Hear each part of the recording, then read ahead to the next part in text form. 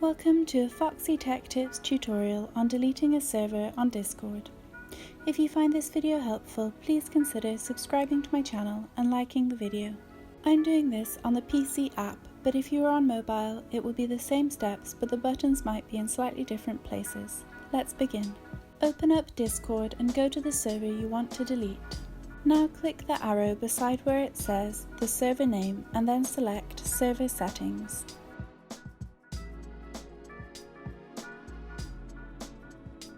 In Server Settings, click on Delete Server from the left sidebar right at the bottom. You will need to enter the name of the server as confirmation that you want to delete it. Once you click Delete Server, your server will be gone forever and you won't be able to recover any of the content inside it. And that draws an end to this tutorial. Please like the video if you found it helpful and subscribe to Foxy Tech Tips for more Discord tips and tricks.